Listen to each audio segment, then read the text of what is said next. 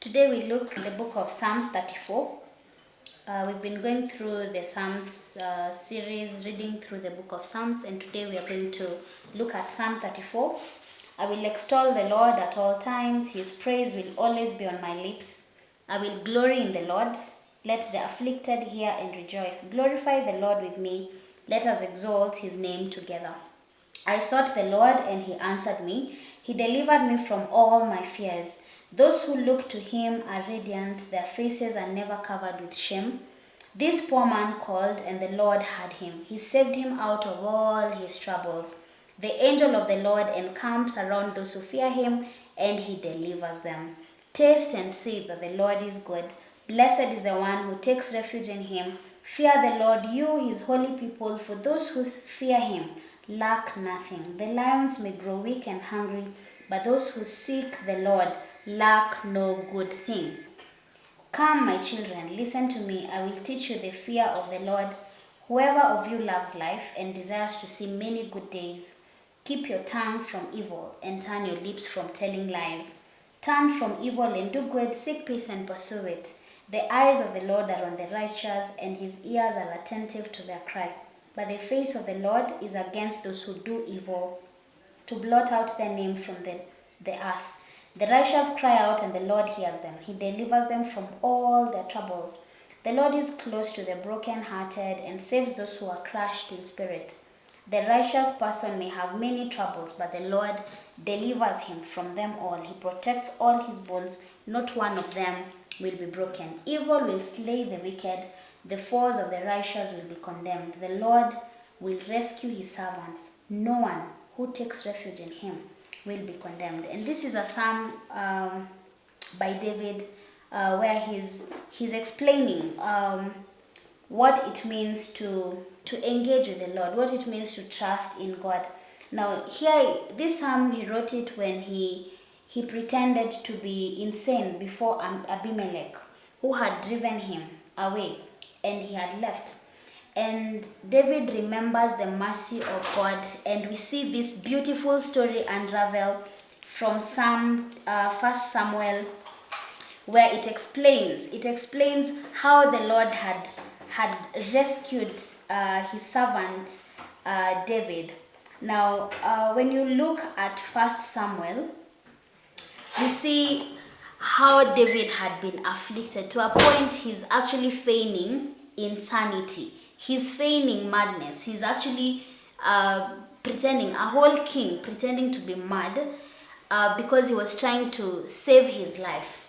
And so when he looks back, he writes it remembering, having a well carved out memorial of what God had really done to him. And so that's why he bursts out in blessing the name of God. And from verse 1 to verse 10, we see how he's just praising the Lord. I sought the Lord. I will bless the Lord at all times. His praises shall be fully on my lips. I will glory in the Lord. I will glorify the Lord. Glorify the Lord with me. He's even inviting people to just come and exalt the name of God. Why? Because God delivered him from his fears. He delivered him. This poor man, he's calling himself a poor man because remember, he was a mad person. He had feigned madness or insanity, and he's saying this poor man, this man who does not, he wasn't regarding his life at all. He wasn't regarding his life as a beautiful thing to be grasped at, but he's saying this poor man, he's putting himself as the least of them all, and he's saying, me as a poor wretched man, I cried out to the Lord, and he heard me. And he not only heard me, but he saved me from all my troubles. His angels encamped around me. He delivered me. And he's telling those around him, and he's telling us today, taste and see that the Lord is good. Blessed is the one who takes refuge in him. He's saying that anyone who takes refuge in the Lord can never be abandoned.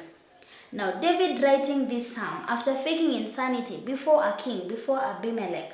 Now, Abimelech was a king, it was a common name for the Philistine kings, like Pharaoh or Caesar. Now, for the Philistine kings, they used to call their kings Abimelech, and he's faking insanity before such a man, before an enemy. and And he changed his behavior. He pretended to be mad. And the Lord gave him such an undeserved deliverance. He would have been slaughtered alive, but the Lord delivered him. And so that is why he has such a confidence that yes, come, taste and see what the Lord has done. Taste and see that the Lord is good. He's telling them, if God was able to take me out of the scenario, the situation that I was in, he's actually proven to be true. You can come and just taste and see. Come and see. Test him and see. Actually, he will do it for you as well. He will do it for you because he delivers. He delivers everyone who's taken refuge in him. And he's telling them, taste and see. Come and test. Come and bring yourself forth before God, and he'll prove to be true. Now remember, he was still on the run. But David changes his perspective when he's writing this psalm.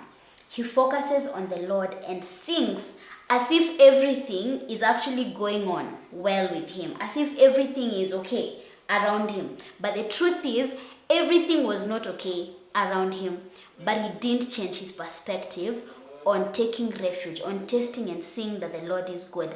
And as much as many things were not going well around him, and he changed his perspective, he still called out to many around him to come and actually see the faithfulness of God. Now there's one quote that I believe with all my heart that is so true. It says, fear him, all ye saints, and you'll have nothing to fear. As long as we fear God, as long as we fear the great King, the creator of heaven and earth, he who holds us at the palm of his hand, as long as we fear him as saints, then we can have nothing else to fear. We can take refuge in him, and we can fully know that he is trustworthy. The angel encamps around those who fear God. And this is true because it's in the Bible. In verse 7, the angel of the Lord encamps around those who fear him, and he delivers them from everything, from them all. The angel of God encamps around us who fear him, us who are saints, as long as we fear God. And how do we know we fear God? We can only know that we fear God if we are obeying him. And we can only know that we are obeying him because we love him. Yeah? So we love him, we obey him, we fear him. And he's telling us today that the angel of the Lord encamps around us when we fear him. And each of them will be delivered. All of us here can be delivered as we go through the book of Psalms, as we read through the Bible, as we journey through life as believers. The angel of God encamps around us to deliver us. Now this psalm is rather long. It is rather long. But today I want us to just think about this promise that David has, and it can be a promise to us today. I sought the Lord. I sought the Lord. I sought the Lord. And what did God do when he was sought? And he heard me. I sought the Lord and he heard me. I sought the Lord and he heard me. Now this year we are trusting God to grow and go. It's an year of just seeking the Lord and growing in those things that we are asking God to grow us.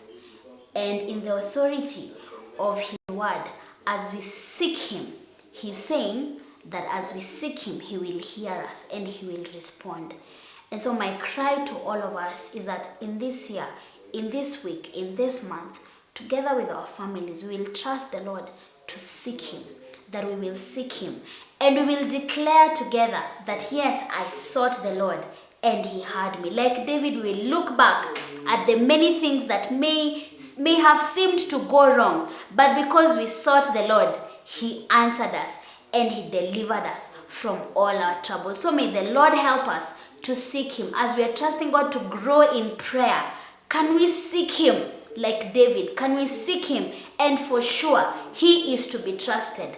And we can call upon many other people around us and tell them, taste and see that the Lord is good, because we already sought him in prayer. We already sought him and he heard us. And so we can have the confidence for many others to taste and see this goodness that we have already experienced. So may God help us to continue seeking him, to continue pressing on, to continue trusting God, that we shall grow and go in seeking the Lord. Because when we seek him, for sure he will hear us. And he will not only hear us, but he will deliver us from all our troubles. We will sing songs of deliverance like David sang in this chapter 34. May the Lord bless you as you seek him. May the Lord hear you as you continue to seek him. And may the Lord deliver you from all your troubles.